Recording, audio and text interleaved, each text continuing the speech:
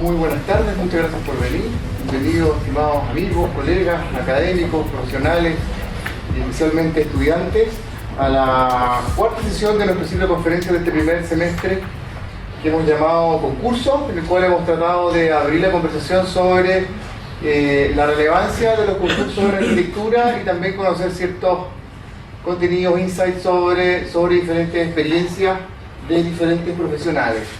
Dentro de la estructura curatorial que planteamos como ciclo, definimos que nos parecía súper relevante la conversación que se daba atrás, al final, posterior a cada una de las conferencias, y en ese contexto decidimos que la última conferencia, más que ser una conferencia tradicional, nos parecía muy interesante que fuese una mesa de conversación.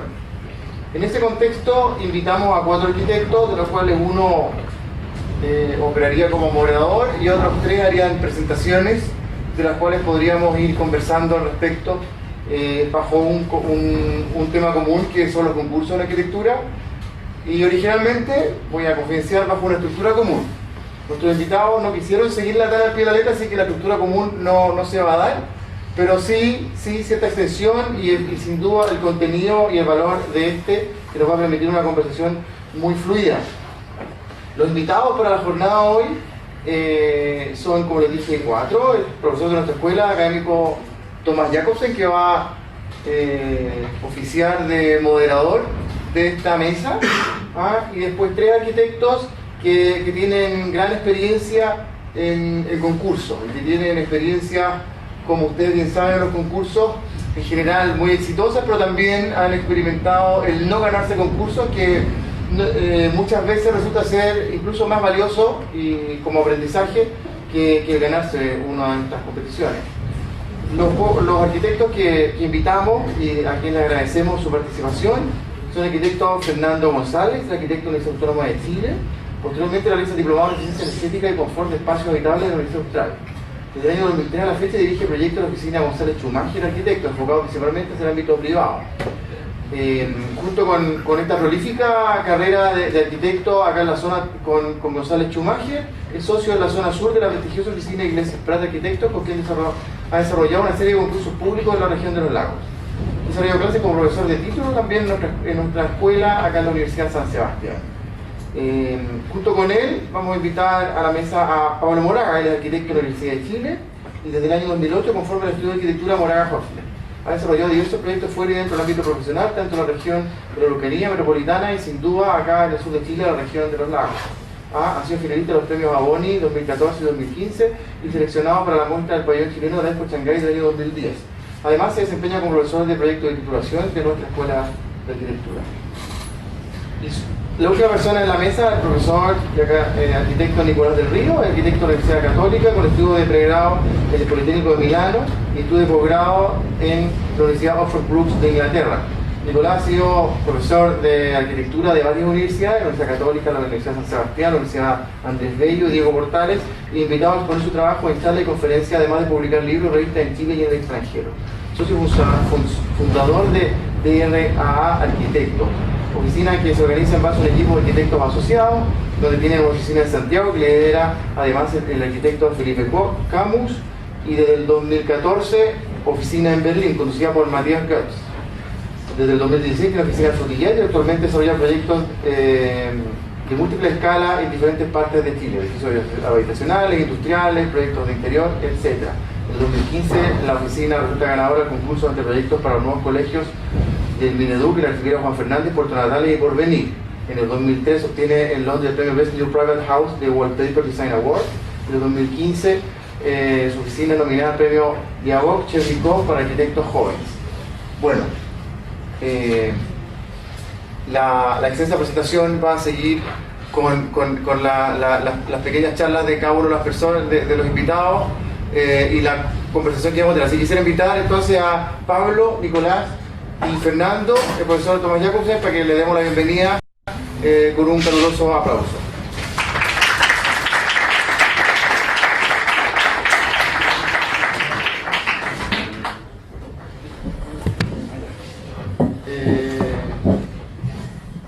El profesor Jacobsen va a ser el moderador de las presentaciones. Vamos a tener un orden de presentaciones y donde vamos a poder intercalando preguntas y sin duda al final poder tener una conversación. Vamos a invitar en el siguiente orden a los profesionales. Primero al profesor Nicolás del Río, después a Fernando González y para terminar las presentaciones a Pablo Muraco. Voy a parar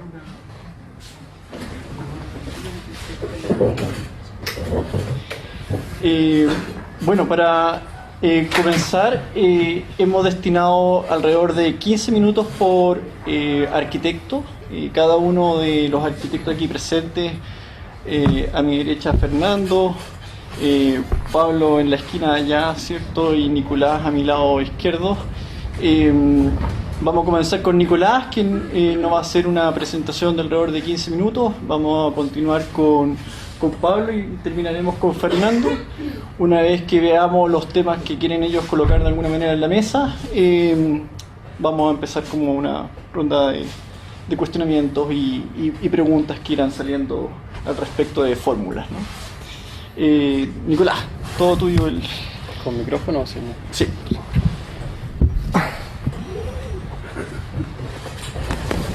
Buenas tardes. ¿Se escucha? Sí. Cerca. Bueno, a ver, yo les voy a hablar desde mi experiencia con una cantidad de concursos que yo considero no menor en varios ámbitos. Me ha tocado participar en concursos públicos, en concursos privados, en concursos hechos por gestiones privadas, digamos, no un encargo particular, sino por alguna empresa, y también como profesor, también me tocó como estudiante. Creo que con eso, no sé si hay más, es como el espectro de instancias en las cuales uno podría intentar participar. Y con todo tipo de resultados, afortunadamente hace un tiempo con una serie de resultados favorables que más o menos son los que resumió Drago en la presentación, que quedaron ahí en la presentación, y con una cantidad no menor de concursos perdidos. Digamos, digo todo esto para meterlos en contexto, porque entiendo que el foco especial de esta presentación es como estrategia, es como ver si efectivamente no solamente como los proyectos que salieron y si los proyectos en sí, sino que tratar de ver que detrás de ellos hay realmente estrategias, ¿ya? Y que yo creo que sí las hay. O sea, yo tengo un listado importante de concursos, como les decía, mayormente sin premio o perdidos o lo que sea, pero sí hay una curva ascendente que se da y sobre esto se ha hecho bastante. Desde que se ha escrito hasta que se ha hecho ironía, ¿cierto? Uno tiene que cumplir una cierta cantidad de concursos perdidos para entender realmente de qué se trata un concurso. Yo podría más o menos ratificar que eso es así, o sea, lo que no significa que todo concurso en sí requiere tener una muy buena lectura de qué es lo que el concurso pide y que eventualmente ganarlo siempre es una sorpresa, ¿ya? Desde ese punto de vista es que yo hice una selección de imágenes donde quiero mostrarles más o menos qué es lo que yo veo que sucedió ahí. Sobre todo cuando, a ver, tengo más claro cuando pierde. Cuando yo perdí, tengo bastante claro por qué perdí. Siempre existe esta cosa como estar también mirando, o sea, sé quiénes ganaron, digamos, existe esa curiosidad por la comparación. Entonces, de hecho, bueno, el formato también, voy a mostrar trabajos en que tengo muy claro por qué perdimos y son trabajos que de hecho los tenía, posiblemente muchas veces pensé en borrarlos de mi computador porque significan, ¿no es cierto?, como una pérdida, ¿cierto?, un dolor del esfuerzo que hay ahí y cómo poder salir algo de lo cual uno no se siente orgulloso. Así que pensé mucho si en traerlo o no traerlo y lo traje. O sea, eso, después en el fondo después cuando salgan las consultas un poco, por eso quería como abrir la paleta. Me ha tocado también, me han pedido armar concursos, 2 veces para concursos privados he sido como el redactor de las bases de concursos. Curiosamente, en los concursos privados, que son menos dentro de mi carrera, tengo como el grato registro de un 100% de ganarlo, y eso también como que hace pensar el por qué, no así en el resto de los concursos. Y desde el año pasado, junto con algunos alumnos que están por acá y con Tomás, tener también la posibilidad de haber ganado algo como un concurso como profesor. Así que, habiendo dicho eso,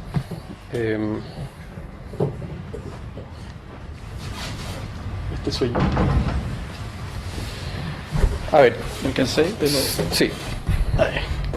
A ver, el tema, digamos, de conversación va a partir por un concurso exitoso, ¿ya? El concurso que les voy a mostrar es el nuevo colegio para la isla de Juan Fernández, o sea, de Archipiélago Juan Fernández, la isla Robinson Crusoe, que fue un concurso que se lanzó el año 2015, me parece, después de la destrucción del colegio existente por el tsunami del 2010. Es decir, es un concurso y un proyecto muy simbólico, bonito, que requería como tomar un dolor que había, ¿cierto? Y una falta de infraestructura, que efectivamente el colegio inicial estaba puesto en el plano de la isla, o sea, el pueblo de la isla Robinson Crusoe, y un concurso que motivó a una cantidad de oficinas, y fue donde yo creo que hicimos como oficina, digamos, yo siempre voy a hablar en plural, porque represento a un equipo de personas, no a mí mismo, donde la lectura del concurso fue hecha de manera correcta, y es algo que no solamente lo pudimos ver nosotros, sino que fue reconocido, y en especial lo sentimos por la gente de la isla. O sea, el segundo y tercer lugar fueron de oficinas a las cuales yo admiro mucho. Una de ellas la de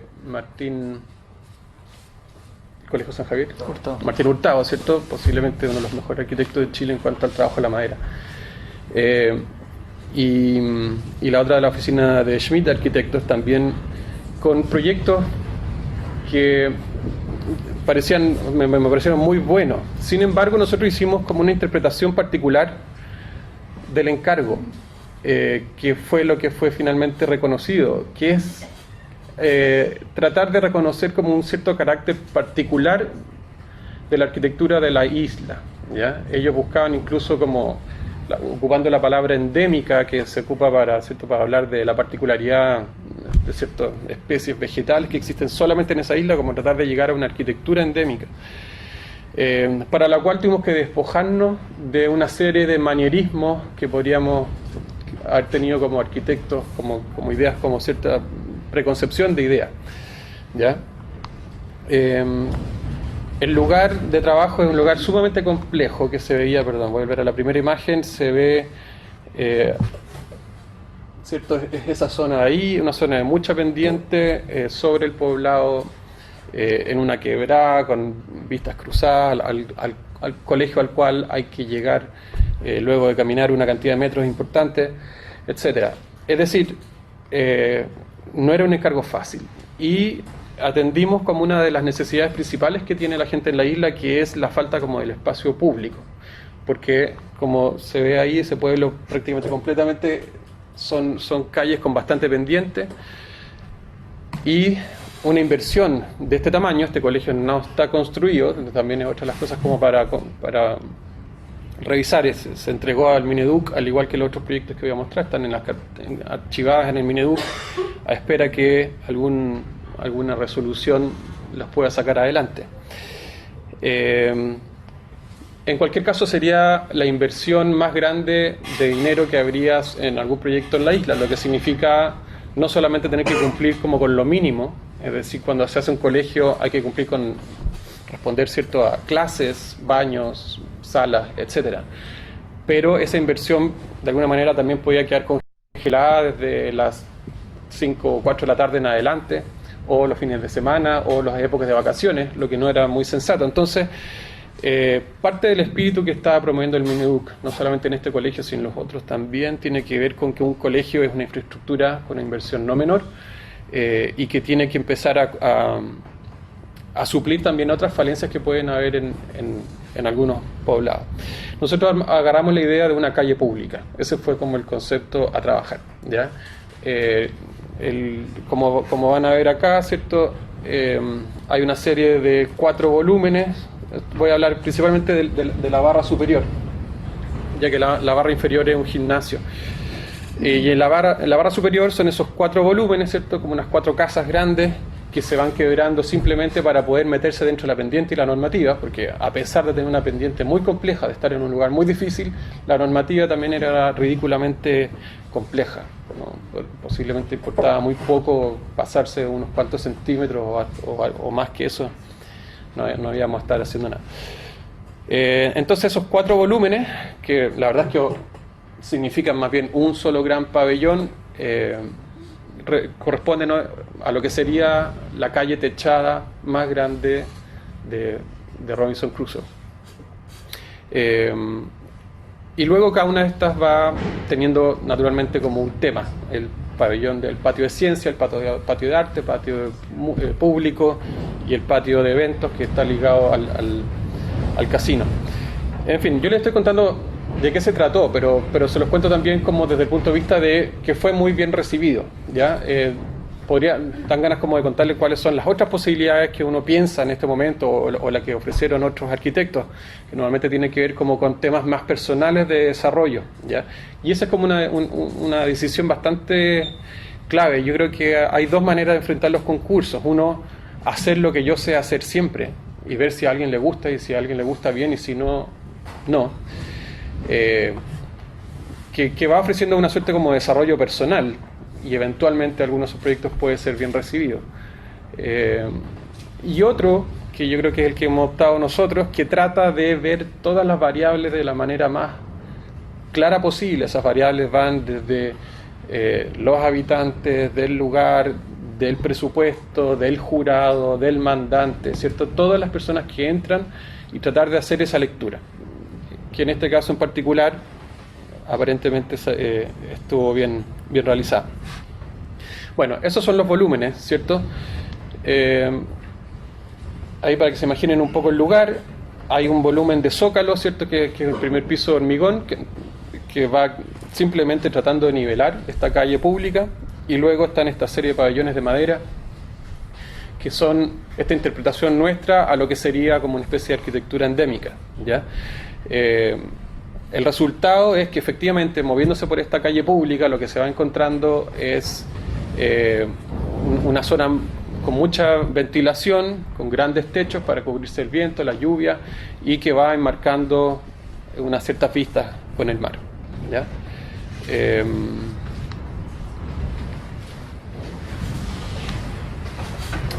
Luego una preocupación, ¿cierto?, por transmitir cuál es la espacialidad interior, ¿cierto? En especial les voy a mostrar una serie de imágenes que tienen que ver justo con esa calle techada, que va siempre como entre estos 2 espacios, que es abalconarse hacia las vistas sobre el pueblo, o abrirse hacia esos patios temáticos que les decía, que siempre está como coronado con un edificio que es como que pareciera una segunda arquitectura, que se alcanza a ver como ese volumen un poco más oscuro, que es el que le pone el tema al patio, que les decía, el patio de ciencia, el patio de la música, etc.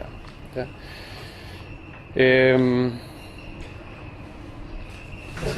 Sí. No se puede. Ahí sí, ahí salió. Bueno, uno de los temas principales también, bueno, eso era el requisito, parte del concurso, ¿cierto? Tenía que ver con la modulación. Por supuesto, algo que se construyó en Juan Fernández tiene que ser todo enviado desde el continente en medio de barcos.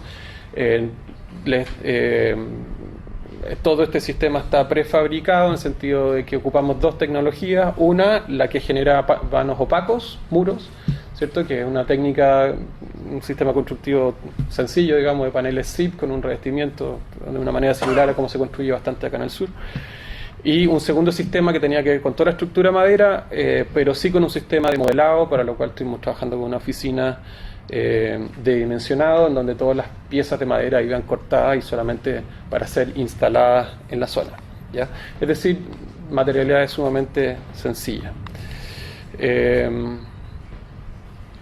Bueno, creo que son solo 15 minutos, así que voy a avanzar. Situaciones de corte. Y bueno, la lámina por supuesto era mucho más compleja, pero puse este esquema porque, a ver, porque todos tenemos este tema que es uno de mis temas también de particular interés, ¿cierto? Que tiene que ver con esta exigencia última que se le está pidiendo a los proyectos, que tiene que ver con atender la sustentabilidad del proyecto, sea lo que eso signifique. Que es bastante difícil, y van a ver que hoy en día ya va por defecto en cualquier concurso, y cualquier lámina va a tener una lámina de sustentabilidad.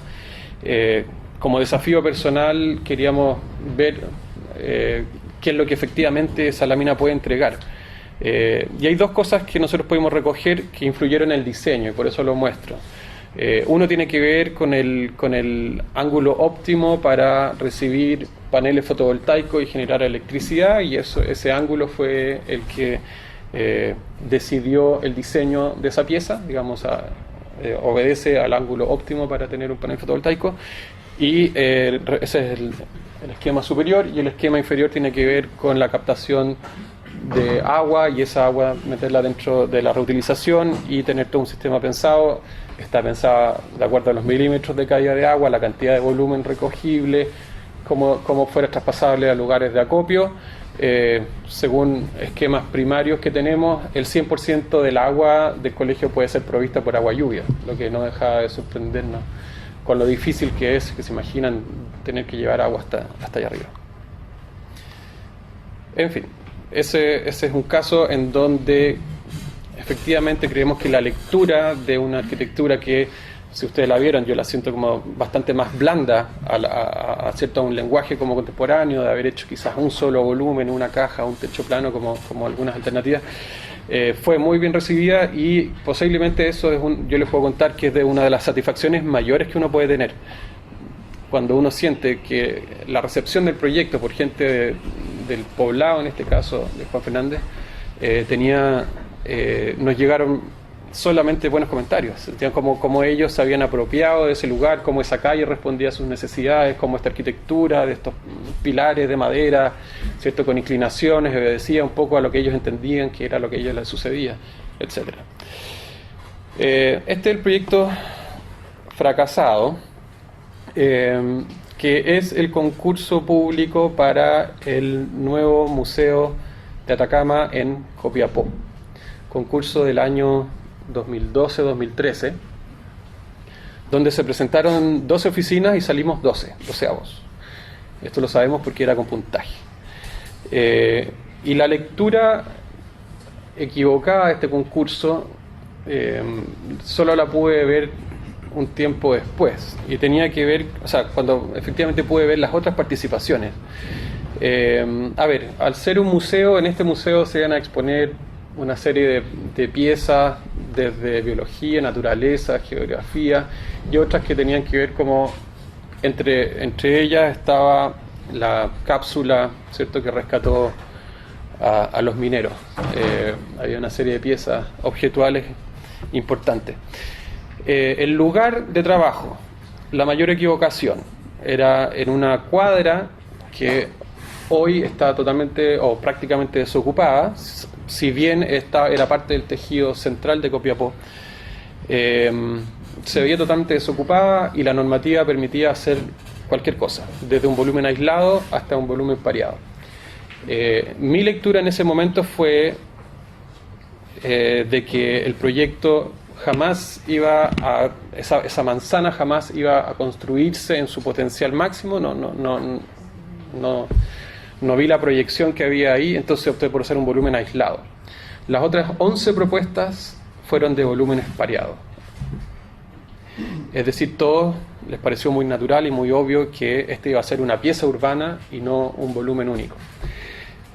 Curiosamente, el museo nosotros sí lo pensamos muy de adentro hacia afuera. Si ustedes ven estas imágenes, hay un tema de un trabajo de la luz, de recoger una serie de momentos de museo, donde el recorrido se trabaja con una tensión, la manera de subir al segundo piso, hay una situación de pozo también en la entrada, el espacio fluye con bastante naturalidad. Es decir, todo el imaginario que yo tenía en ese momento de cómo un museo tenía que ser un tema en sí mismo, y cómo el recorrer un museo era un tema en sí mismo, nos parecía que estaba tomado y logrado en esta serie de imágenes interiores que tenían hacia afuera.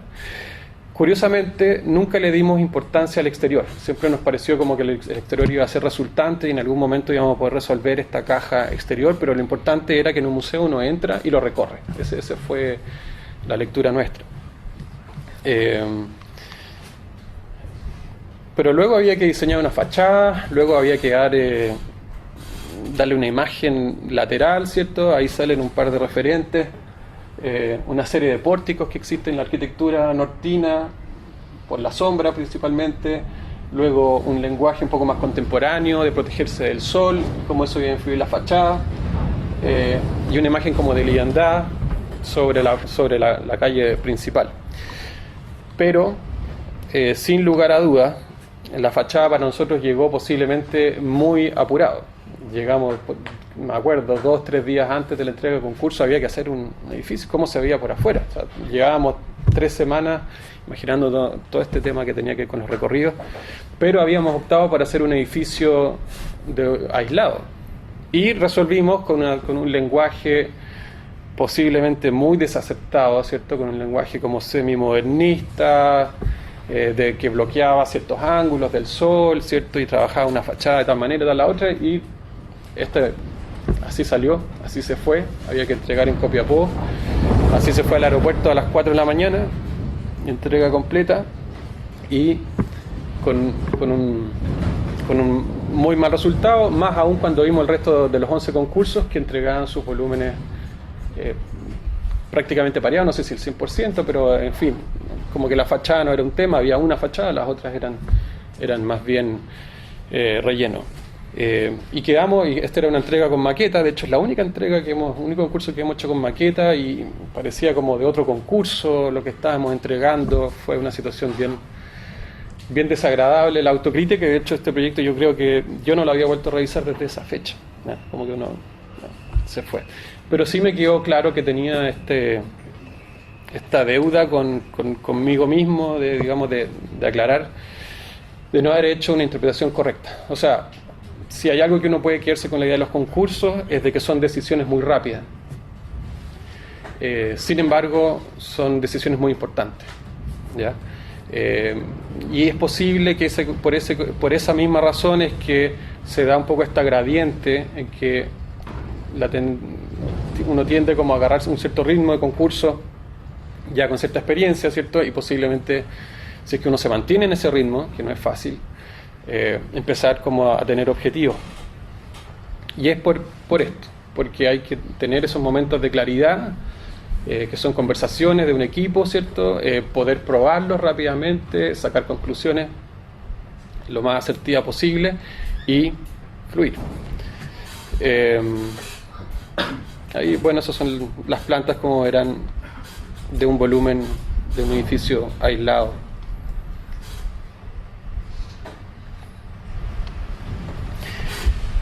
Y en cuanto a referentes, que es como la tercera pata que tiene la presentación, también hice una selección bastante como selectiva, en el sentido que les puedo contar un poco qué es lo que se trató con esa imagen o con lo que les voy a mostrar, más que como una especie de orgullo de, ¿cierto?, cuál es el podio con esas mejores imágenes que tengamos a nuestro haber.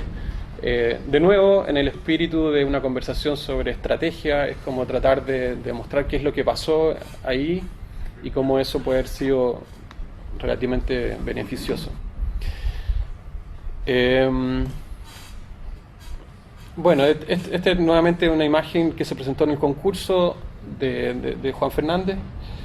Es la imagen de contexto, y como primer punto, una imagen que elegimos nosotros, que fue tomada de una fotografía de Google Earth, me parece, que después la trabajamos en línea y la manoseamos para limpiarla, para que el pueblo apareciera como una suerte como de grano, ¿cierto?, al cual este colegio suponía como un remate, ver cuáles son los ejes. una imagen que en sí mismo empezaba como a ordenar el discurso después. Voy a ir salpicando porque no me voy a quedar en este proyecto de nuevo. Esta imagen obedece a una casa del proyecto 8 Quebradas, que si bien no es un concurso en sí mismo, es una invitación a un número de arquitectos a presentar una casa en Los Vilos para ser construida. Quizás ubican ahora las que se están construyendo de 8 al cubo de los arquitectos Aravena y Nishizawa. Sin embargo, lo que está tratando de decir esa imagen tiene que ver como con la composición vectorial de la casa, digamos, ¿no? La herramienta de representación elegida es el corte, en una sección donde la casa toma una dimensión especial. Al final les voy a mostrar la planta, y en donde todos los esfuerzos están por enmarcar un horizonte, ¿cierto?, que está contenido por estos dos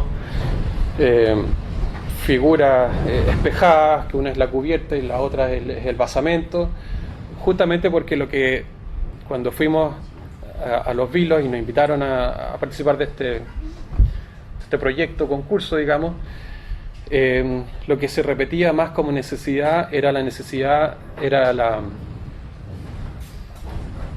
es un lugar que, si bien es la cuarta región, uno diría que es bastante con un clima agradable, es muy expuesto al viento, al sol, sobre todo a la resolana, ¿ya? O sea, el gesto de todo el mundo que llegaba allá era tener que ponerse anteojos negros. Esta casa quería más o menos hacer ese gesto sin tener que ponerse los anteojos, ¿ya? Era justamente como disminuir la línea de horizonte, tratar de finalmente abrir los ojos. Bueno, todo eso, que es la intención del proyecto, se refleja por medio de tratar de liberar este nivel medio, ¿cierto? Hay una cubierta que me protege el sol, hay un basamento que me levanta, y luego esos dos puntos tratan de acercarse lo más posible y se trabaja con ese borde, ¿ya? Un borde que se ve representado, ¿cierto?, por esa pieza que es como una suerte de terraza con punta, o la misma cubierta que baja hasta prácticamente desaparecerse en 1 centímetro, ¿ya? Justamente tratando de apuntar a esa sensación de contener el brillo. Son imágenes, esta es una imagen, digamos, de referente, porque quiere decir mucho de lo que la casa es, ¿ya? No sé si, o sea, yo se lo estoy contando, pero idealmente estas imágenes tratan de hablar por sí solas, en ese sentido, y la búsqueda como de un lenguaje que así lo represente. Y luego, como otro referente, también muchas veces es bueno ver cosas que vienen de otro mundo, ¿ya? Por ejemplo, este es un plano de vientos de la zona de Magallanes. No sé si se ve bien, pero eso son estrategias, o sea, es un programa computacional que representa cómo el viento en sí mismo es representado. Vientos de distintas orientaciones tienen distintos colores, distintas fuerzas tienen distintos tamaños, magnitudes, etc. Hay veces que es bastante bueno alimentarse con otras herramientas y ver otros ámbitos para ver cómo eso en sí mismo a veces ayuda como a limpiar esta idea, porque sabemos que dentro de lo fundamental del concurso, ¿cierto?, tiene que ver con transmitir una idea fuerte, rápido.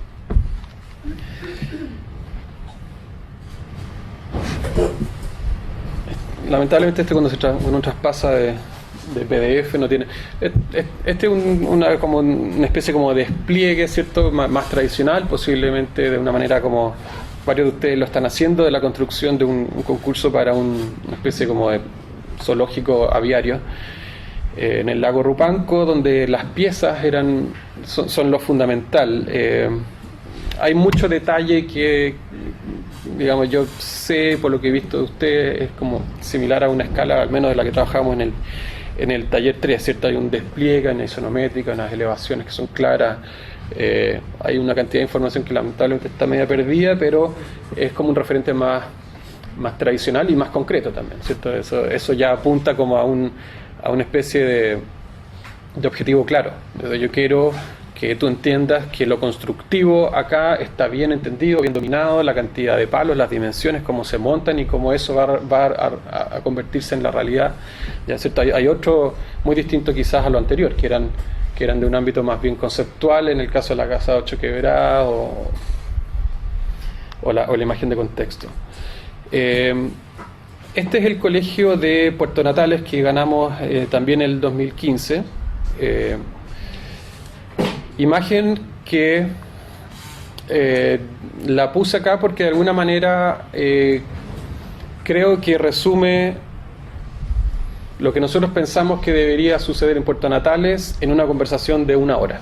¿Ya? O sea, esta imagen y la que viene no representan un trabajo muy acabado. O sea, no tiene, eso más bien es una suerte como de fachada. No hay gran desarrollo de lo que hay ahí atrás. ¿Ya? Sí, claro, hay una aproximación. Ese volumen no es nuestro, es preexistente del Colegio Puerto Natales, y luego hay 3 volúmenes que nosotros los tomamos como la idea de galpones estancia, pero quisimos darle un cierto movimiento, van alternando sus cumbreras y eso le da como una cierta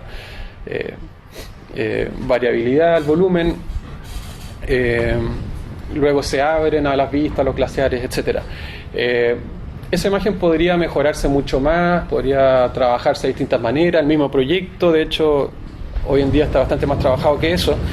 Se los pongo por cómo resume una intención de posiblemente 1 hora. Eso haber sido 1 hora de intensidad de oficina en una etapa clave de concurso, donde había que resumir qué es lo que queríamos para este lugar mientras discutíamos cómo las plantas funcionaban o no funcionaban para eso. La fotografía real del lugar, ¿cierto? El cielo también, el colegio es de esa situación. Entonces, en fin, habían como una serie de momentos donde dijimos, esto es, así se arma, tiene una imagen, ¿cierto? Media patagónica, los colores que elegimos rápidamente, eso es. Ese momento yo creo que es replicable en muchos casos, ¿ya? Es casi como una suerte de collage, estar trabajando ahí.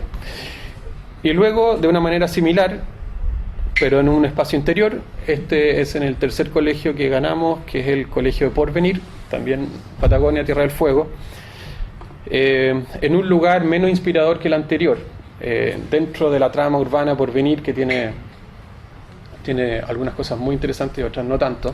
No existían las grandes vistas, ni los glaciares, etcétera. Sí un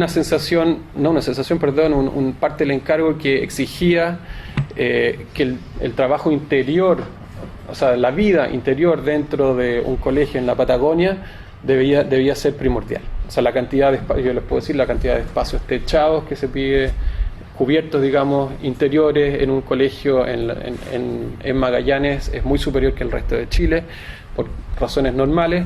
Y esta imagen también llega un poco de la misma manera que la imagen anterior. ¿Cómo construimos estos interiores? Ya teníamos un esquema tradicional de patios que resuelve el programa, pero cada área de los colegios se reunía en estos patios interiores. Y el trabajo de esta imagen es similar a la otra, prácticamente como si fuera un collage. O sea, si esto fuera como hace 30 años, posiblemente habría sido con revistas y tijeras. ¿Ya?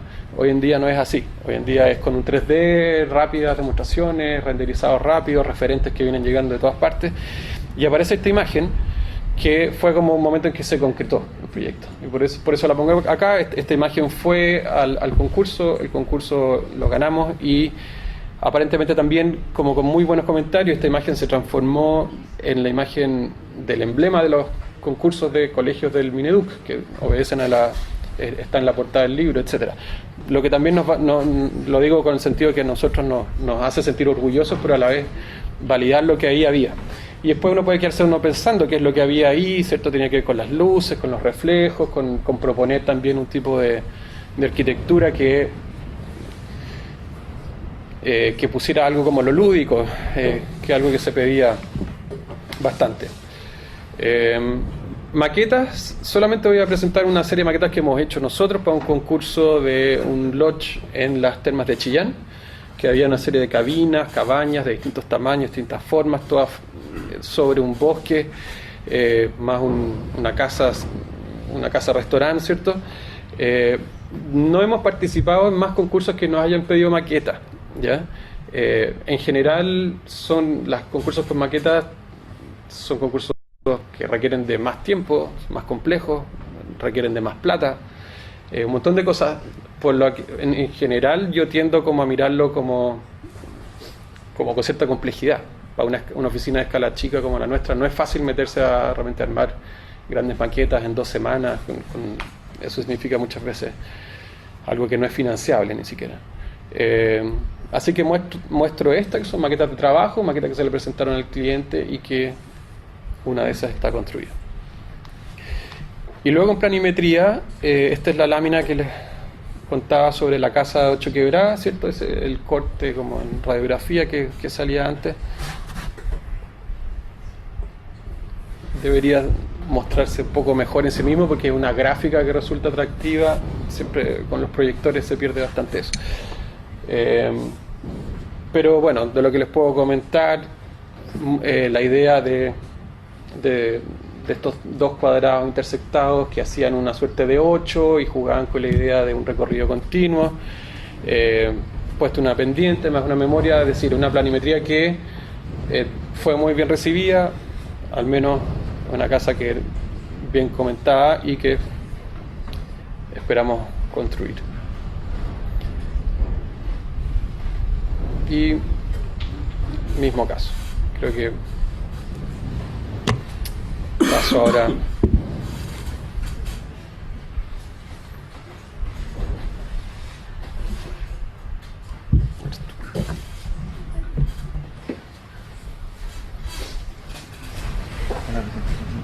¿Ah? Sí, tal cual.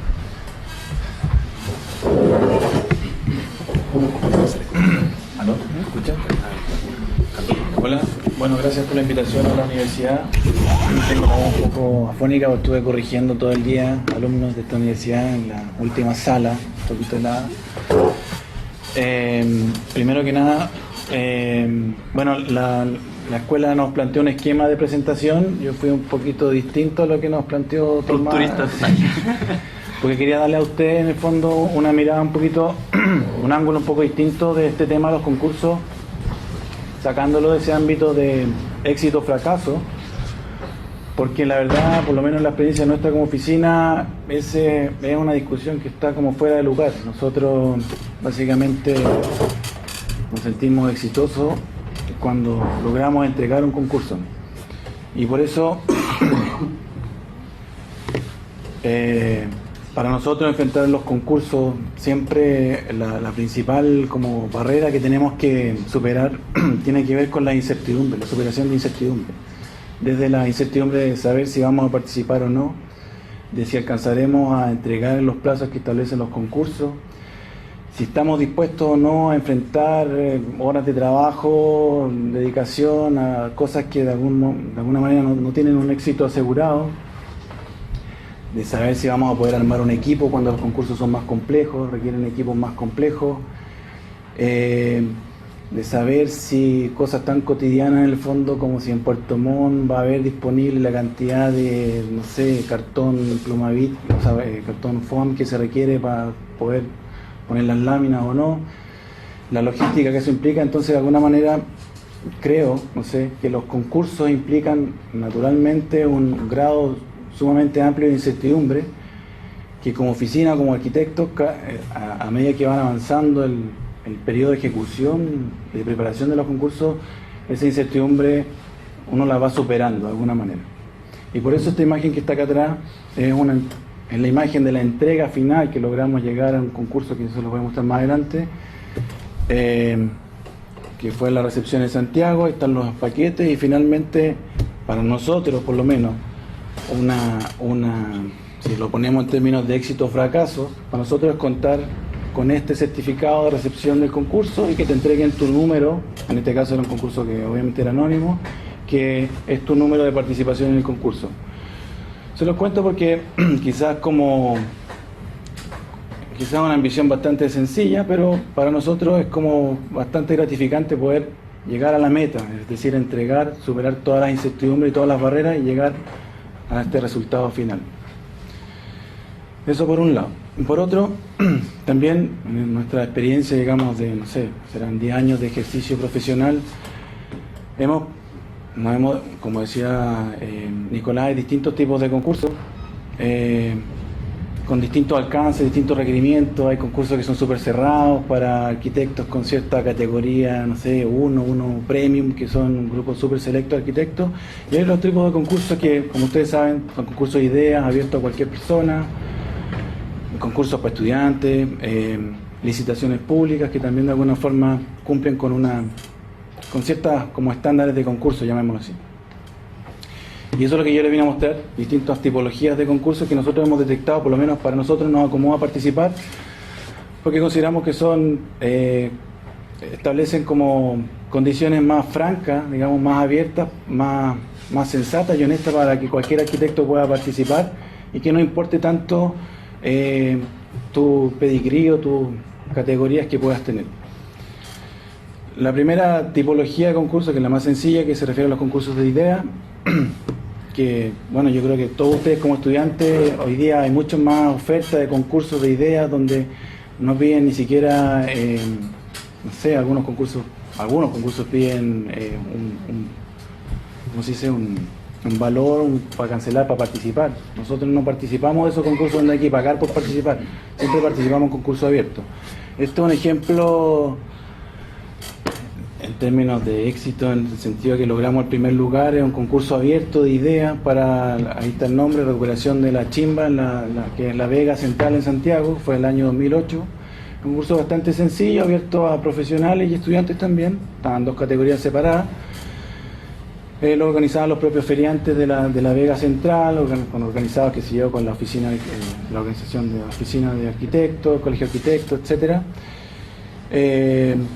Aquí hay dos láminas. Yo traje las láminas porque para que vean de alguna manera la totalidad de lo que uno entrega en un concurso. Fue el año 2008, solo que en fondo lo que les quería comentar de esto es una anécdota en realidad, que habla un poquito de la mirada súper centralizada en la que estamos con respecto también a los concursos. Nosotros participamos en este concurso y, como yo les decía, nosotros nos sentíamos como exitosos simplemente cumpliendo con la entrega. No nos preocupamos de la premiación ni nada de eso. Y como son estos concursos centralizados, el premio era en Santiago, qué sé yo, no nos avisaron de que nosotros éramos ganadores, se realizó la premiación, obviamente nosotros no estábamos, se entregó el premio no sé a quién. Y eso fue como bastante lamentable en el fondo, de que la misma organización no nos hubiese podido avisar con un poquito de antelación para estar presente el día de la entrega del premio, que era un premio simbólico en el fondo. Aquí voy a pasar a otro ejemplo, concurso de ideas. Esto es un concurso internacional. Como yo les decía, durante el último tiempo, no sé, los últimos 5 o 10 años, hay mucha mayor cantidad de ofertas de concursos internacionales, hay más portales de arquitectura donde permanentemente están publicando estos concursos. Nosotros el año 2012 nos embarcamos también en una aventura, en el fondo, de participar en un concurso esto era en Croacia. Querían rehabilitar una zona pericentral del centro de la ciudad. Habían algunas instalaciones que eran reconocidas como patrimonio de la ciudad, que eran instalaciones industriales. Y eso nos llamó la atención porque de alguna manera en ese momento estábamos trabajando con arquitectura patrimonial. Dijimos, bueno, más o menos nuestro tema, un concurso bastante abierto, no habían mayores requisitos. Y sí, la complejidad, entre comillas, de esto es que la ciudad, la alcaldía de la ciudad quería densificar esta manzana que estaba en desuso. Por lo tanto, había muchos como requisitos, exigencias en cuanto a las tipologías de uso, los metros cuadrados, cantidad de estacionamiento, cantidad de habitación, de departamentos, etcétera, que había que generar. Eso en complemento con todo el tejido patrimonial que existía. Esta fue una entrega digital, todo se realizaba a través de un portal. Obviamente, aquí hay algunas imágenes, bueno, eran muchas láminas, como alrededor de 7 láminas que había que preparar, con mucha información de superficie, metros cuadrados, costo de construcción, etcétera, fotomontaje, etcétera, en memoria. Obviamente, como era un concurso abierto a nivel mundial, había muchas participantes, creo que eran alrededor de 300 inscritos, aceptados. Obviamente en este concurso nosotros fuimos, no sé, número 180, o sea, un número que no te dice ni que te fue bien ni que te fue mal, estuviste en la medianía como muchos otros, Y como decía Nicolás también, evidentemente, de alguna manera, la reflexión a la que uno llega después de terminado el proceso es que no supimos interpretar realmente lo que se quería en ese momento. Otra tipología de concurso con un grado mayor de formalidad, así como lo vemos nosotros por lo menos, se refiere también a concursos de ideas, pero que están organizados por algún organismo del Estado. Estamos hablando en Chile, ¿no es cierto? Que tienen algunos grados de complejidad y de requisitos mayores. Normalmente tienes que elaborar un anteproyecto. Nosotros participamos el año 2014 en el concurso de habilitación y construcción de la Biblioteca Archivo Regional de Magallanes. También nos acercamos a este concurso porque era un concurso complejo. En el fondo habían varios inmuebles que eran monumentos, que eran patrimonio en Punta Arenas. Había que incorporar programas nuevos, que era la biblioteca regional, en la ex cárcel de Magallanes. Había una reconversión patrimonial, cambiar uso, conectar varios edificios. Esto estaba en el centro de la ciudad, y eso de por sí a nosotros reflejaba como significaba un desafío de complejidad mayor. En general, tratamos de participar en el concurso por lo menos una vez al año, casi a modo de ejercicio, a ver si somos capaces de enfrentar estas complejidades. Aquí hay algunos esquemas, si lo vemos en términos como de éxito o fracaso, evidentemente aquí no logramos mayor relevancia en cuanto a nuestra presentación.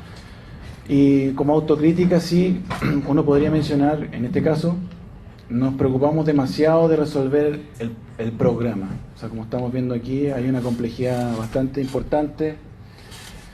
Había un edificio que había sido una cárcel, había que habilitar una biblioteca al interior de la cárcel, había que otro edificio, que era monumento, rehabilitarlo también como oficina, incorporar un nuevo edificio que era de archivo, etcétera. Y nos abocamos profundamente en la resolución programática, y también nos dimos cuenta al final que nos faltó tiempo para resolver cosas más de, llamémoslo así, estética exterior del edificio. Aquí hay algunas imágenes referenciales de los interiores. Realmente nos abocamos a resolver todo el edificio. Ese era un concurso de ideas, con un premio monetario en el fondo del Estado, también con la posibilidad de que tú puedas desarrollar el proyecto finalmente. Otro concurso de ideas que participamos en el año 2016 tiene que ver con el Museo Regional de la Memoria de los Derechos Humanos en la región del Biobío, en Concepción. También era un concurso abierto, sin requisitos de categoría como arquitecto en el fondo, por lo cual nos sentimos como agradados de poder participar. En este caso también había que presentar un equipo mínimo. Hay temas importantes, a veces uno cree que los concursos es solamente tener la idea, poder desarrollarla, pero en paralelo, en la medida que los concursos son más complejos, tú tienes que desarrollar toda una línea en paralelo que tiene que ver con la administración de ese concurso, la gestión de ese concurso, gestionar equipos de trabajo. Bueno, eso se lo va a mostrar más adelante. En este caso el equipo era bastante sencillo, si no me equivoco, estructura, arquitectura, creo que museografía. Aquí hay algunas imágenes, es bastante concisa la entrega. Era un museo que estaba en una explanada, en un parque, cerca del proyecto de Smiljan Reich, ¿cómo se llama? Pencopolitano. Sí, es el auditorio, sí, exacto. En el mismo sector de renovación de Concepción. Es un parque que hay, y se planteaba este museo, y por lo tanto había que manejar la dualidad de generar un edificio en un parque. Es decir, mantener la continuidad del parque, pudiendo generar un edificio. Obviamente la propuesta fue generar una intervención semienterrada. Nosotros quedamos bastante conformes con nuestro trabajo. Evidentemente no supimos interpretar tampoco en ese momento lo que se estaba solicitando. No queríamos caer en cierto simbolismo un poco cliché del tema de los detenidos desaparecidos y cosas así. Tratamos de hacer cosas un poquito más, no sé cómo llamarlo, simples, sensatas, sin tanto simbolismo. Y yo creo que ese fue evidentemente un error. No quisimos interpretar quizás lo que se necesitaba en ese momento, que haya una imagen del proyecto, del parque y algunos elementos que salían que eran el reflejo de lo que estaba sucediendo abajo donde estaba el museo. Y finalmente, para cerrar esta mini presentación que nos dijo Drago, el otro tipo de concursos que hemos participado son las licitaciones propiamente tal. Hoy día también, en el orden que tenemos, afortunadamente hay más licitaciones públicas, hay más ofertas de licitaciones donde podemos participar como arquitectos. El día de mañana ustedes van a participar también.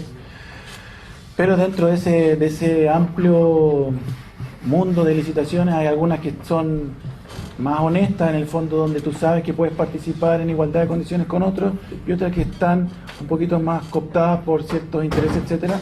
Y tratamos de ir detectando siempre las licitaciones donde sentimos que podemos participar de manera más libre y saber que podemos competir de igual a igual con otras oficinas.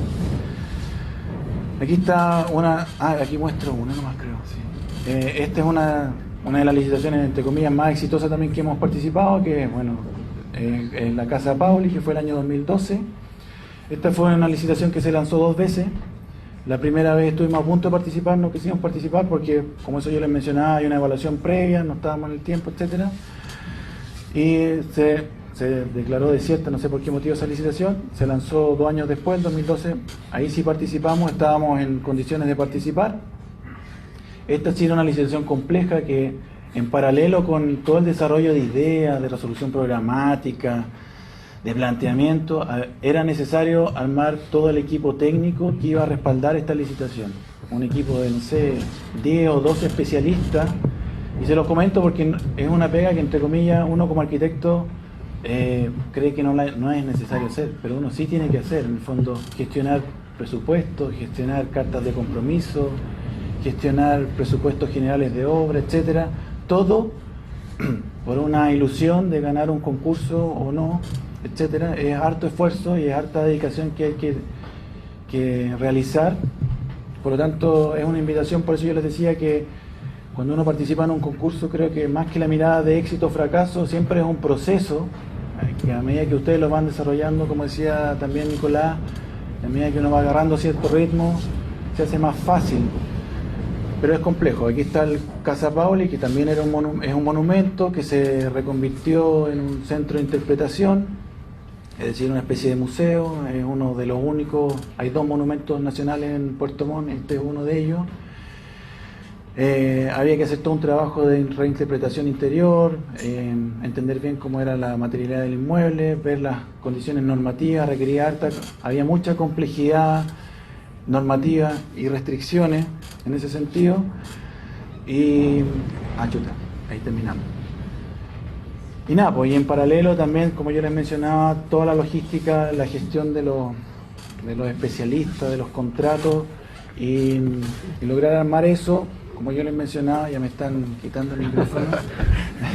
Es un desafío no menor. Yo creo que ustedes están invitados también a hacerlo. Todos podemos ser capaces y es necesario que más arquitectos puedan tomar estas cosas en sus manos. Gracias.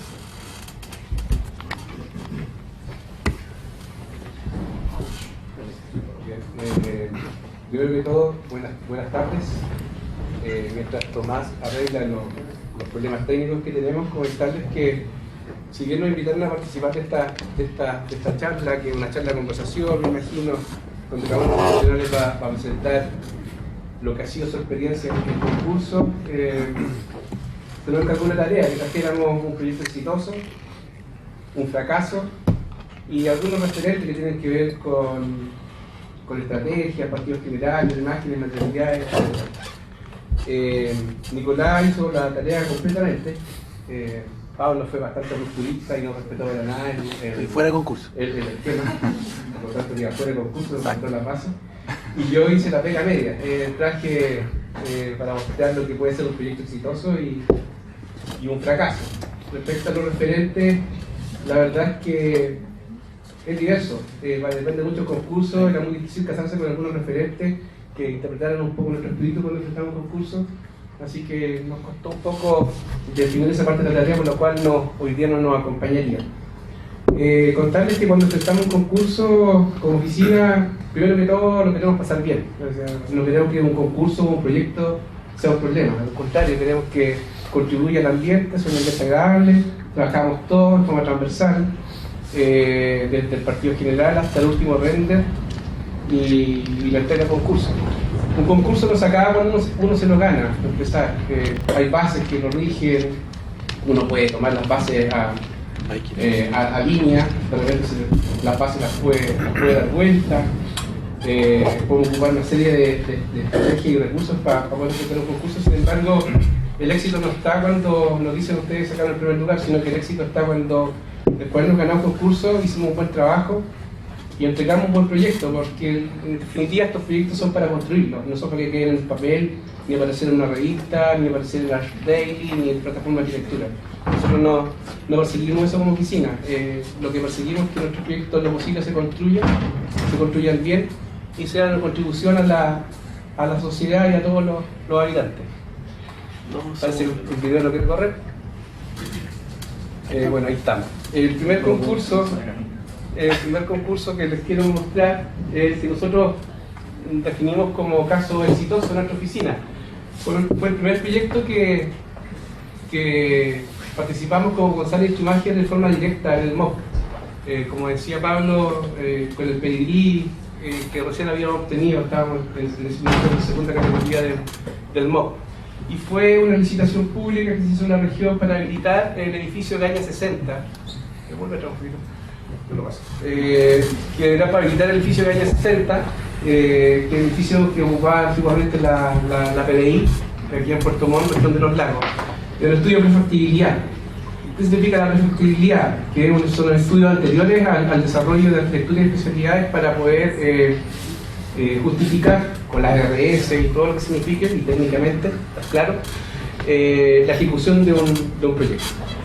Esta prefactibilidad abordaba el proyecto en tres ejes fundamentales. Uno tenía que ver con la participación ciudadana, donde teníamos que trabajar muy de la mano con los futuros usuarios y administradores del edificio, que en este caso eran las corporaciones de detenidos desaparecidos. Son dos, corporaciones Survivo y la otra no recuerdo. Y la otra fue prefactibilidad técnica, y segundo, desarrollar un anteproyecto para poder licitar después a través de un proceso que se llama el Decreto Supremo 108, que la constructora diseña y construye de forma simultánea. El proyecto cuando lo enfrentamos se medía de la siguiente forma: la experiencia en un 0,1%, metodología, el 10%, perdón, metodología y plan de trabajo, un 60%, y el equipo propuesto un 30%. De ese 30%, eso sumaba un 100%, que equivalía a la oferta técnica, que es el 70% de lo que es la oferta total. Y segundo, la oferta económica, que equivalía a un 30%. Nosotros, por experiencia, era 0 puntos el que íbamos a sacar, porque era el primer proyecto que enfrentábamos como oficina en la categoría MOOC. Por lo cual nos jugamos en armar un buen plan de trabajo, una buena metodología y crear un buen equipo propuesto. Sabíamos que con el 06 y el 03 nosotros podíamos, ¿no es cierto?, apuntar a una buena nota. Nos ponen nota, del 1 al 7 a los consultores del MOOC. Y después la oferta económica también era un punto que también podíamos abordar como empresa local de arquitectura. Creo que no somos lo único. Teníamos la posibilidad de también trabajar los costos. Y entre la económica y la técnica sumábamos el 100%.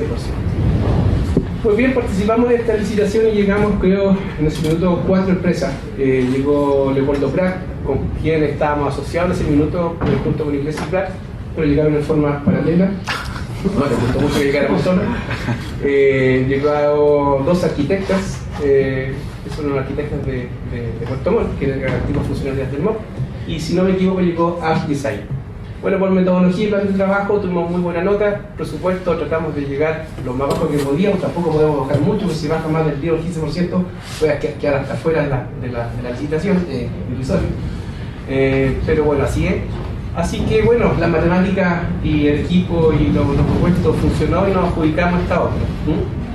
Y como les comentaba, este proyecto tiene que ver con la rehabilitación de ese edificio que ustedes ven ahí, que ya está en total abandono, está rayado, grafiteado completo.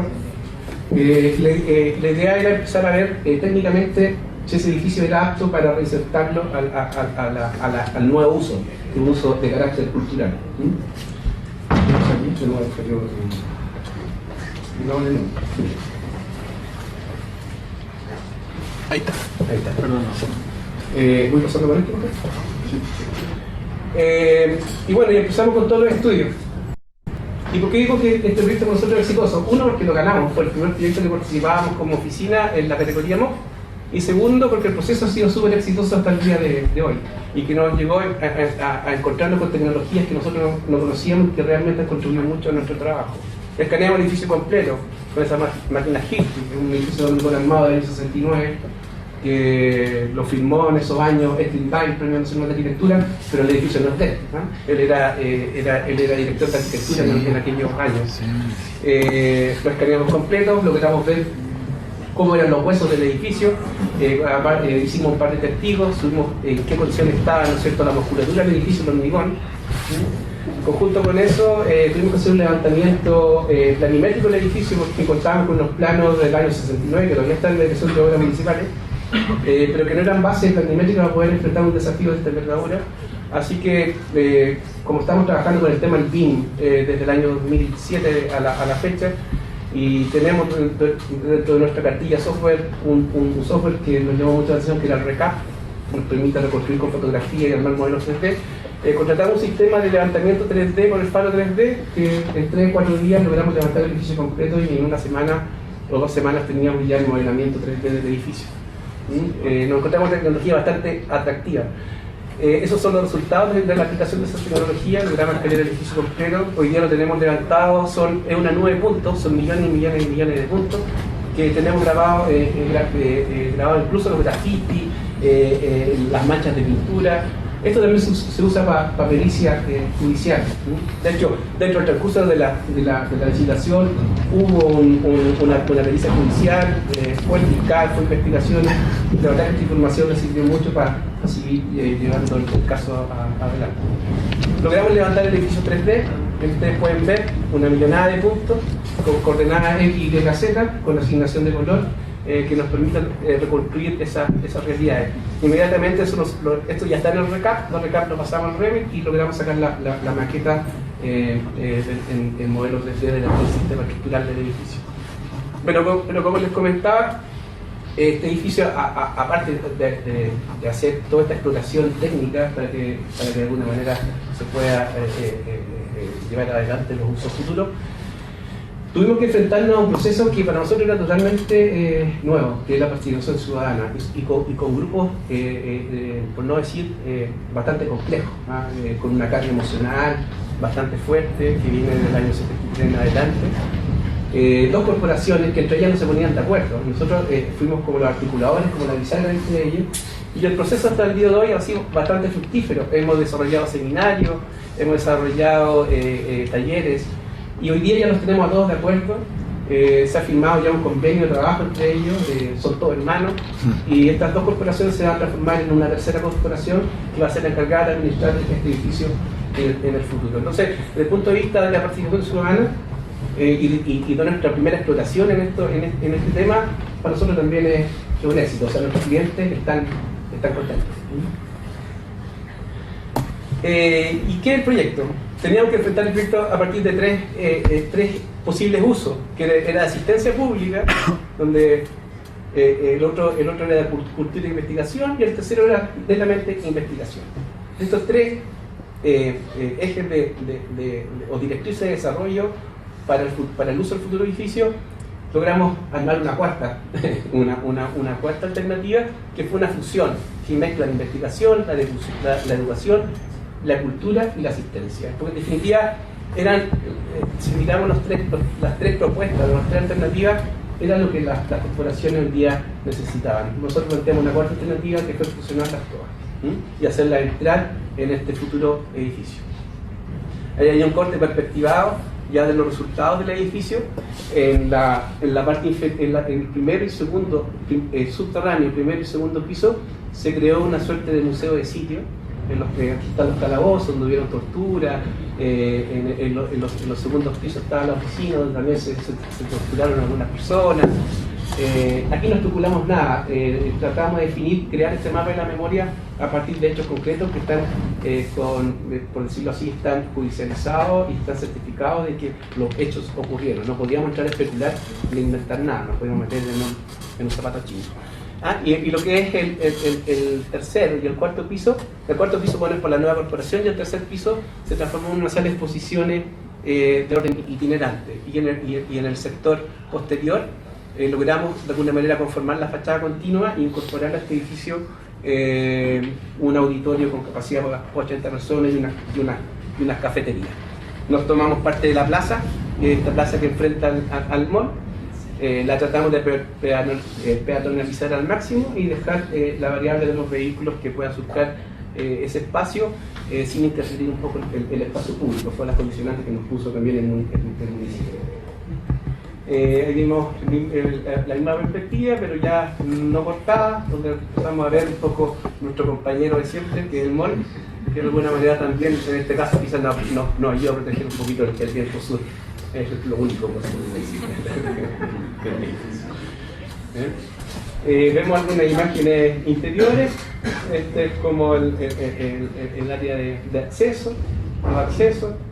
Hicimos rampas, incorporamos la accesibilidad universal al edificio. Este es una vista de los subterráneos, donde están los calabozos. Y en las áreas de acceso, recepciones y las salas de exposición. Este es un museo de sitio, pero curiosamente no hay piezas para exponer. Cuando uno, por ejemplo, va al Museo de Atacama, va a ver las momias, va a ver, no sé, por los cantaritos de Grea, o va a ver todos estos recursos de valoración cultural en piedra, etc. Aquí no teníamos nada que exponer. Teníamos historia, teníamos procesos judiciales, teníamos penas, tristeza, etcétera, etcétera. Entonces lo que acompañó este proyecto fue la construcción de un guión expositivo. Y trabajamos con un museógrafo que trabajó en el Museo Magallanes, trabajaba en el Museo de la Moda, en el Museo Militar incluso, y logramos construir un guión expositivo que lo hicimos haciendo entrevistas personales a las víctimas, contactándonos con autoridades de la época, haciendo estudios históricos en bibliografía disponible, y logramos armar este guión expositivo que va a ser, como la palabra lo dice, el guión que va a dar paso a la futura muestra. Pero es una reconstrucción de memoria. Sin embargo, la memoria nunca la vamos a terminar de construir. Nosotros nos vamos a morir y la memoria respecto a la vulneración de los derechos humanos se va a seguir construyendo. Por lo cual decidimos incorporar dispositivos de exposición tecnológicos, pantallas táctiles, audios, videos, que en definitiva sea un almacén de información que se puede ir entregando paulatinamente al usuario a medida que el tiempo va pasando, ¿no es cierto? Y que la reconstrucción de la memoria lo vaya permitiendo. Con eso nos limitamos los recintos, no limitamos la exposición a un espacio físico, sino que lo dejamos proyectado en un espacio virtual. Y con respecto a la imagen final del edificio, fue contener y mantener el edificio histórico, que es lo que la gente lloraba, que es un edificio que viene cargado de pena, muerte, etc. Y envolverlo con una doble piel que venga a realizarlo con palabras positivas que surgieron de la misma reunión de participación ciudadana, que es la vida, los sueños, el amor, el nunca más, etcétera, etcétera. Esta doble piel se estructura en madera laminada, tomando un poco un material terminante en la zona. Este render no lo logra tanto, pero la idea es que sea mucho más transparente, cosa que el edificio histórico que está protegido, ¿no es cierto?, esté a vista y paciencia de todos los usuarios. Constituimos la fachada continua a nivel de primer piso, creando muros para la acción de los grafiteros, para las pancartas de información y la transparencia al máximo para de alguna manera dotar al edificio también de la luz natural y un poco de conceptos de eficiencia energética que en este caso yo creo que no vale ahondar en ello.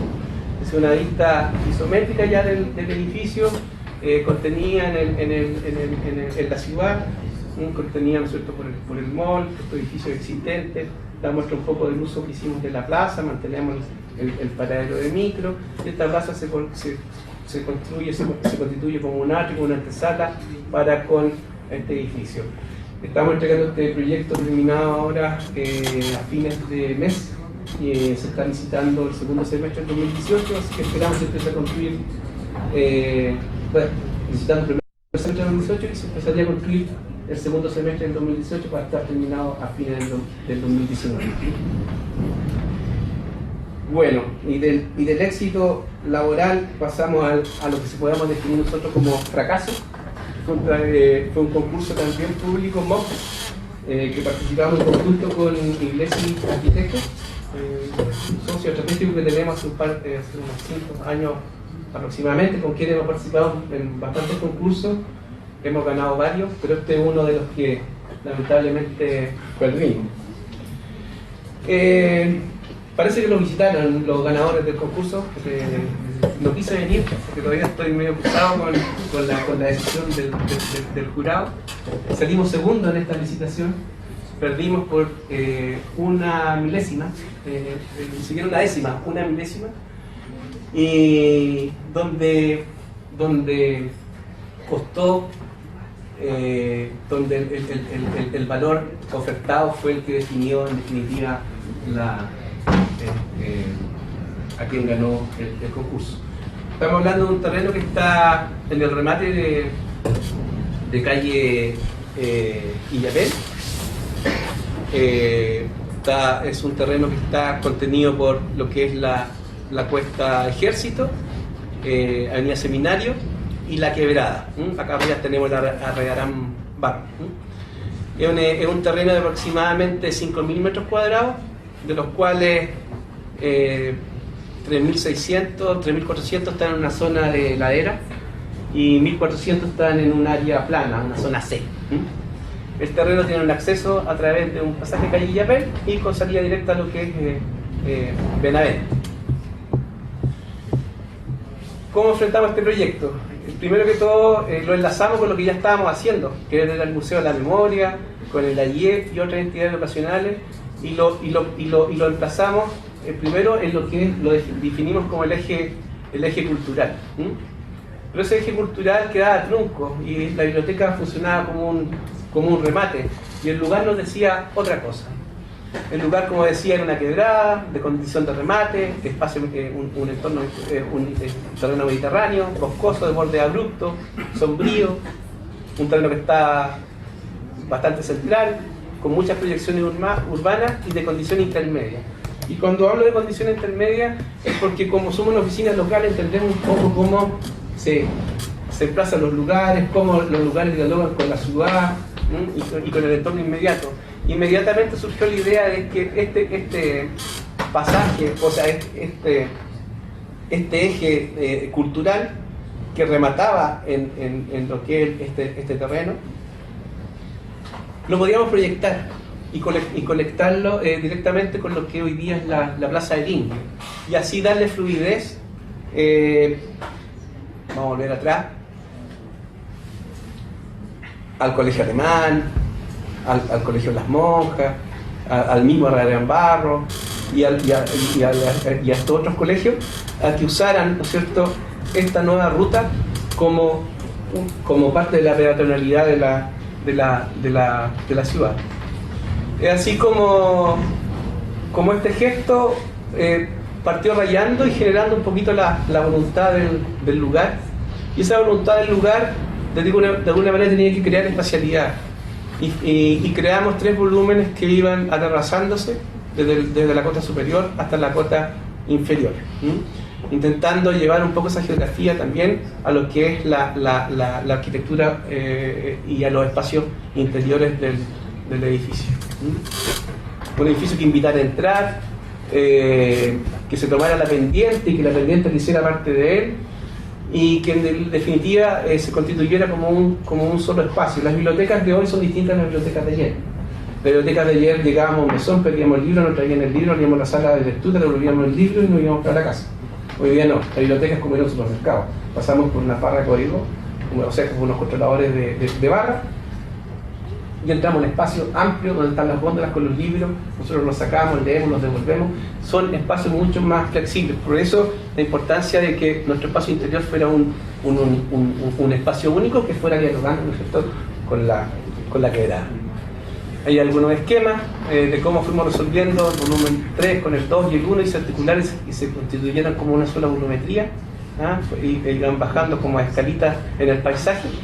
Y la idea de crear este recorrido peatonal de la Plaza del Indio que recogía todas las circulaciones de la segunda terraza para llevarlas a la primera terraza y que nuestro edificio no se constituyera como un remate, sino que fuera parte de las circulaciones urbanas. Partimos por modelar el terreno, levantamos topografía, levantamos el terreno, lo digitalizamos, fuimos creando las plataformas y sobre las plataformas fuimos dándole cabida, ¿no es cierto?, a estos volúmenes que las iban a ir articulando. Aquí ya vemos los resultados de las elevaciones, donde entre este nivel y ese tenemos aproximadamente 6 metros de diferencia, donde vamos trabajando con una rampa y escalera, cosa que este edificio fuera recorrible por todos los habitantes y sin exclusiones, partiendo por aquellos que tienen condiciones de accesibilidad distintas. Aquí vemos la otra elevación, que se abría un poquito más hacia el bosque, generando tamices de luces, trabajando un poco esas luces indirectas que nos ofrece el bosque.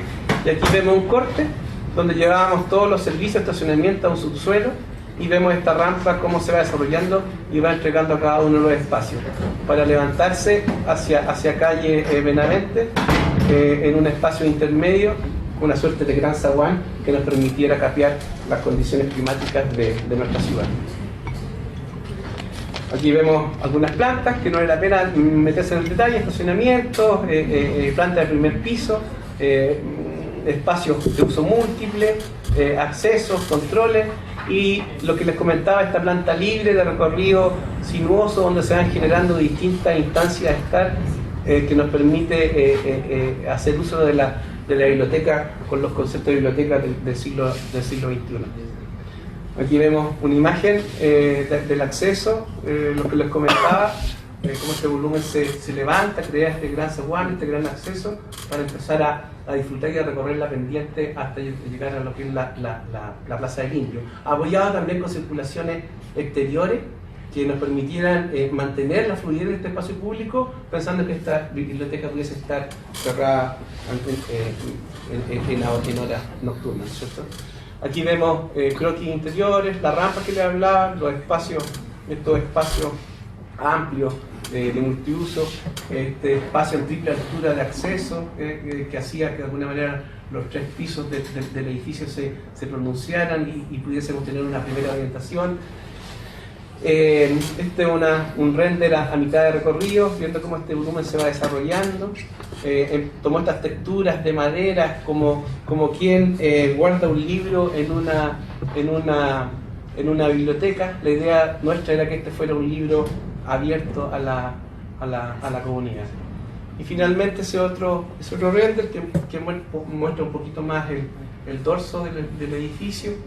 Lo estructurábamos íntegramente en madera laminada, con revestimientos metálicos y madera, mucha transparencia, muro cortina, espacios públicos trabajados, tensionados hacia el volumen, etcétera, etcétera. Bueno, la verdad es que fue un proyecto súper bonito, lo pasamos muy bien, gastamos muchos recursos, estuvimos cerca de 1 mes y medio trabajando, 2 meses trabajando en este proyecto y aprendimos mucho de él.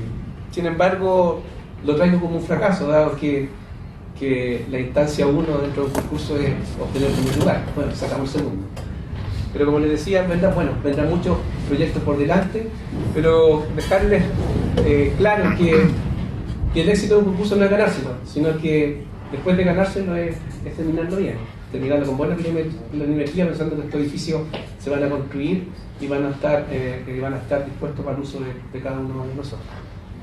Con respecto a referentes, la verdad es que no hice la tarea, pero puedo decir que como referentes locales, a lo mejor puedo hablar de arquitectos. Un referente número 1 es Eduardo Rojas, con quien tuve el honor y la suerte de trabajar con él en el año 2000, trabajamos un año juntos, hicimos muchos proyectos. Referente, bueno, Jorge Iglesias, que es una bestia para los concursos, lo enfrenta de una forma súper clara, certera, y ha tenido muchos buenos resultados. Referente en el uso de la madera, Martín Hurtado, como lo comentaba Nicolás, lo visitamos constantemente, su página web y sus publicaciones. Y bueno, cuando tenemos dudas más inmediatas y buscar referentes inmediatos por proyectos, es lógico, nos metemos en internet y hoy día está todo ahí, plataforma de arquitectura, Archday y otras páginas de arquitectura donde podemos encontrar muchas referencias para lo que es nuestro ejercicio profesional. Eso sí. Gracias. Gracias, Fernando, gracias a los tres expositores. Ha sido una larga descripción un poco de las fórmulas que cada uno representa en la experiencia de concursos que han tenido. Yo creo que después de esta final fotográfica de este concurso, Fernando me dio hincapié a hacerle unas preguntas, y de hecho por honor al tiempo, porque ha sido bastante extenso esto. Me dio hincapié a la primera pregunta, que algo como contestaste, Fernando, así que le voy a dar paso a los otros dos. ¿Quiénes son sus referentes hoy en día, tanto internacionales como que ustedes creen que de alguna manera han generado fórmula en sus oficinas, ¿no? Fernando acaba de comentar que Iglesias de alguna manera ha sido su referente. Nicolás, te paso el micrófono. Se me olvidó nombrar a Doña Piero para que no tiene una falta como referente. A ver, la pregunta de los referentes hoy en día es difícil de contestar porque efectivamente, no sé, me imagino que antes uno se compraba un libro de alguien y lo atesoraba, ¿cierto? Como Verrefen. Hoy en día uno se marea. Hay muchísima publicación, muchísimas cosas buenas. Yo tendría que decir que son diferentes de acuerdo a la escala del concurso, porque de nuevo trato de pensar, claro, hay concursos que, por ejemplo, yo intenté como mostrar a veces concursos que se la van a jugar y uno dice, hay que mostrarlo todo. Tienen que saber que esto es construible, tienen que saber que es pragmático, que hay plata, que es visible de atrás, ¿cierto? Y ahí uno visita ciertos arquitectos que tienen como una afición más, ¿cierto? Por la materialización, yo creo que por los detalles, ¿cierto? Yo creo que va a salir Sumter más de alguna vez mencionado en esta conversación, pero yo sé que eso es para algún tipo de concurso, que tengo en mi cabeza cuáles son los míos, que son proyectos que están muy preocupados si se pueden hacer, que si el cliente dice, si es que y uno quiere decir, sí se puede, aquí está la plata, aquí están los palos, acá está la... Entonces, en ese momento salen ese tipo de referentes. Y tenemos otros, por ejemplo, que son menos conocidos. Hay uno que les voy a mencionar, que van a tener que posiblemente buscarlo, que se llama Van der Laan, que es un religioso holandés que hizo creo que un solo proyecto en su vida, pero en ese proyecto, que es una capilla, digamos de alguna manera, una especie como de paralelo al padre guarda chileno. En esa capilla puso todas sus obsesiones y como buen religioso, ¿cierto? Son intensas y estableció una relación de medidas y proporciones que nosotros se las secuestramos, las estudiamos porque nunca las publicó, así como Le Corbusier usó el modulor y Borch, ¿cierto? Estuvo como tratando también de establecer su propio set de reglas. Van der Laan lo hizo. Y siempre que volvemos a visitar esa capilla, encontramos que hay algo simplemente correcto ahí. Y si la encuentran van a ver que es una cosa sencilla, simplemente de proporcionar bien. Y ese referente nosotros lo ocupamos mucho, pero no simplemente porque va a aparecer en las proporciones de las cosas que nosotros hacemos. Es una regla de medida para dimensionar altos, anchos y plantas y qué sé yo, y que eso funcione dentro de una regla, una cierta armonía. Y el resto ya son muchos. O sea, yo creo que aparte también como se produce una cierta angustia cuando uno ve como Bjarke Ingels muestra sus concursos y logra establecer como con 3 trazos un edificio que está flotando en el agua y que yo creo que todos hemos pasado por ahí, como tratado de aprender de que la síntesis y la potencia del mensaje en el concurso es clave, pero a la vez yo creo que uno busca, al menos nosotros buscamos cada vez más tener como un cierto signo propio, y ese signo para nosotros es variable. Yo, desde las obras que hemos hecho hasta los concursos que participamos, tenemos obsesiones constructivas en un caso, otras que son más conceptuales, otras que son de materialidad, etcétera. Y ahí uno va tratando como de ver un poco la sensibilidad de a dónde apunta el concurso. Así que ahí le revelé el secreto de la proporción. Hay otros que no es. Hay otra pregunta, ¿no? ¿Esa es la pregunta o hay otra pregunta? ¿Hay otra? Es que paso, porque no sé, no me... O sea, como decía Fernando, un poco el tema de los referentes, para los concursos por lo menos, los concursos que nos ha tocado enfrentar a nosotros son tan diversos, las temáticas son distintas y los referentes van apareciendo en el momento.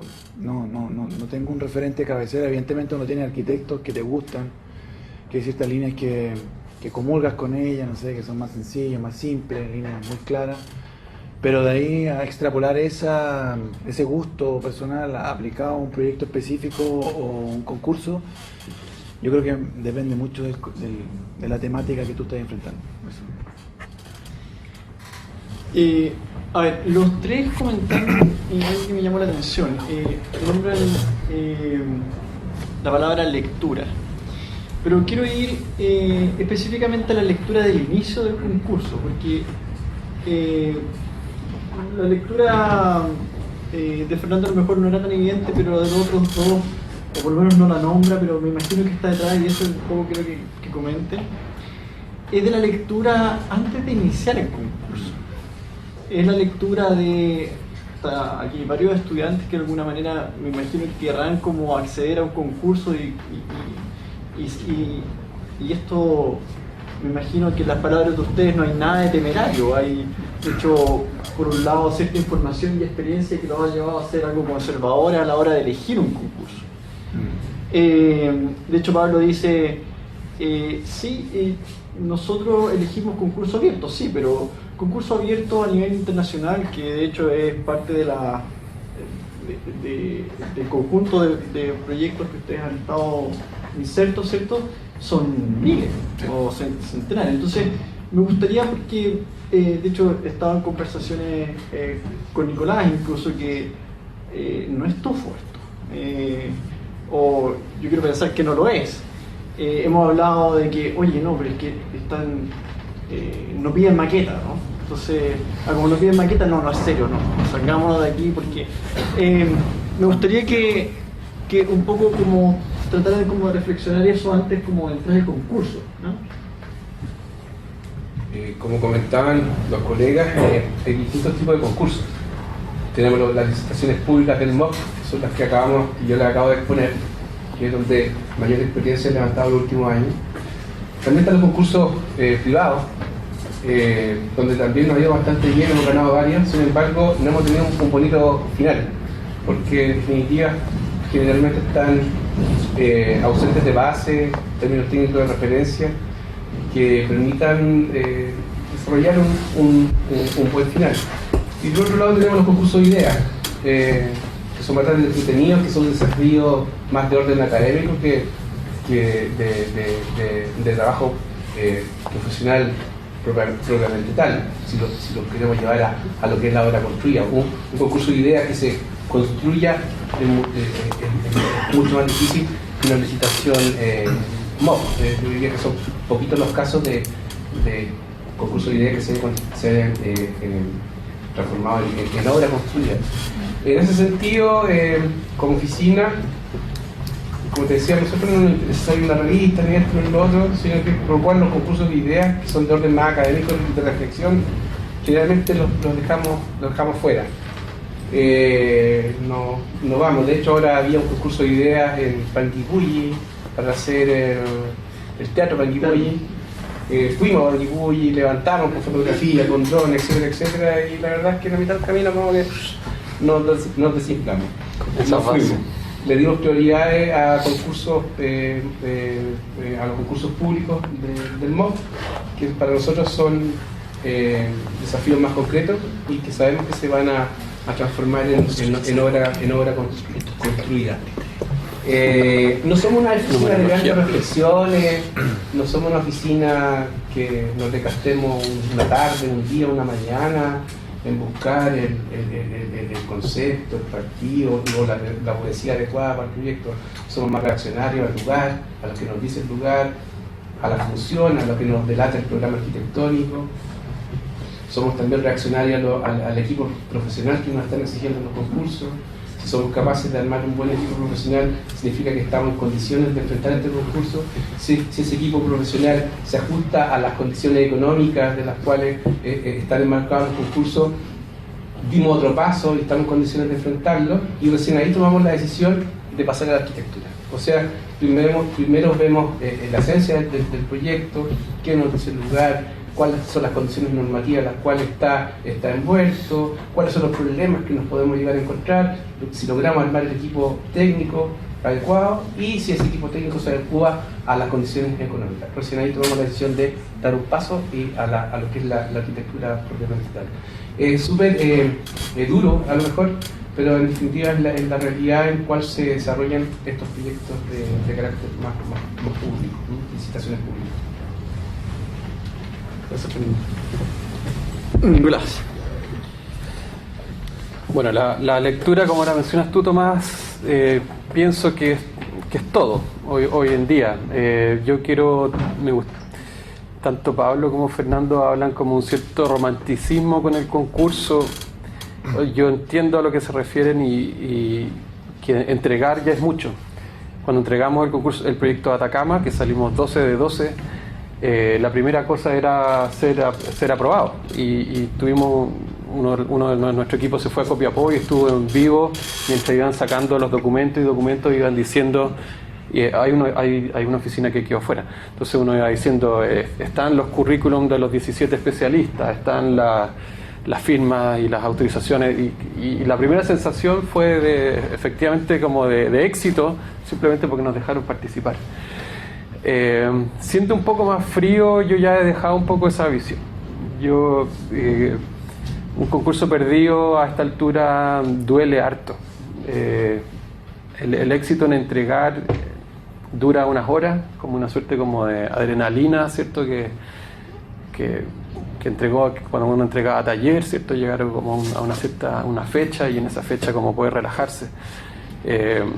Sin embargo, hoy en día como que efectivamente tengo una visión un poco más concreta, y en ese sentido trato de que la lectura del proyecto sea lo más precisa posible, y en ese sentido también concuerdo con lo que se habló acá de ver cómo se arman los equipos, si es que estamos las personas necesarias, y en ese sentido tratar de entrar un poco más la lectura de las bases, qué es lo que se quiso decir, si son concretas, no son concretas, si se irá a hacer, no se irá a hacer, si el jurado está capacitado, es un jurado netamente técnico que no le va a importar la arquitectura, sino que solamente otro tipo de factores en donde eventualmente somos o no somos idóneos para ese cargo.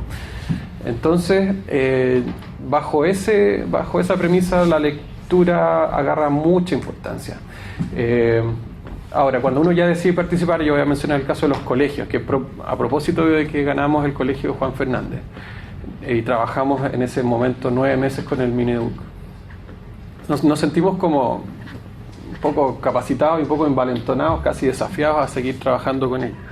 Y luego salió una serie de otros concursos en la misma instancia. Todos son concursos de anteproyectos, que significa que uno desarrolla la primera etapa. Y participamos en cerca de 3 o 4 semanas en 9 colegios, como un ejercicio netamente de musculatura de oficina. O sea, ahí estábamos jugando somos fuertes, nadie nos bota y vamos a todos. Ahora, para llegar a esos 9 desechamos como 7 más, porque efectivamente fue una racha, salieron 22 concursos de anteproyectos de colegio y cada una entrega era una sola lámina, así que técnicamente era como factible y había que ver cómo uno resolvía rápidamente. Era un ejercicio mental muy fuerte, desde entender un programa complejo, estamos hablando de entre 5.000 y 6.000 metros cuadrados, qué sé yo, 70 requisitos distintos que tiene cada colegio, entender el contexto, el patrimonio, lo que se buscaba, etcétera, y cómo rápidamente en medio día hacíamos una especie como de puesta a prueba de si que teníamos una idea que funcionara o no. Si no funcionaba, la lectura era no, y así votamos una buena cantidad de proyectos que ya estaban casi como en anteproyectos, digamos, ese ejercicio fue bien especial. Ahora, afortunadamente ganamos un par de ellos, lo que validó todo el proceso. No hemos vuelto a estar en esa instancia. No sé si es fácil volver a estar en esa instancia. Fue un momento, de alguna manera los concursos se arman cuando se arma un equipo, y en ese equipo hay ciertas sintonías, la repartición de tareas de cada uno. Esos equipos, por ejemplo, en mi caso actualmente está desarmado, entonces volver a armar una industria así que pueda participar en tantos concursos y estar armando y descartando proyectos así de fácil, no es fácil de repetir. De alguna manera se ambiciona, porque yo sé que las oficinas, muchas oficinas que son muy buenas para los concursos, están constantemente en esa dinámica, que es como ver, probemos, sale o no sale, sin grandes pérdidas. Para mí es más difícil, entonces también Fernando analizamos el concurso seriamente, el concurso de Panguipulli, y tuvimos una lectura que yo hace 5 años habría ido a ojos cerrados a ese concurso, y hoy en día, entre las confusiones que hubieron en las bases, luego cambios en el jurado, presupuestos absurdos y una serie de otros requisitos técnicos que no calzaban con lo que se estaba hablando, nos permitió tomar con un poco más madurez y decir, bueno, quizás ese tiempo podemos invertirlo en otra cosa. Eso. La lectura. Sí, o sea, yo también concuerdo que... No, evidentemente, antes de la evaluación de cada concurso hay una lectura. Yo creo que tiene que ver, yo no puedo hablar mucho de todo eso. Tiene que ver con 2 cosas: la lectura de las capacidades de la oficina, si es capaz, o sea, si es posible enfrentar un desafío como el que se nos presenta, y la otra lectura yo creo que tiene que ver más con lo que decía Nicolás, en cuanto a poder interpretar bien cómo posicionarse frente al concurso, en el sentido de decir, voy a hacer lo que yo quiero hacer, o vamos a hacer lo que creemos que los llamantes al concurso quieren que hagamos. Yo creo que ahí hay una decisión súper importante entre poder ir desarrollando un camino propio, entre comillas, que puede ser más romántico si quieren llamarlo así, o por otro lado, tener la habilidad también de poder hacer una lectura precisa de lo que se está pidiendo en ese momento. A veces cuando un concurso nosotros cuando no hemos obtenido ningún reconocimiento de los concursos, entendemos que no supimos interpretar efectivamente el momento y la situación en la cual estábamos desenvolviéndonos. Por eso yo creo que esa lectura es súper importante, Tomás, al momento de enfrentar un concurso.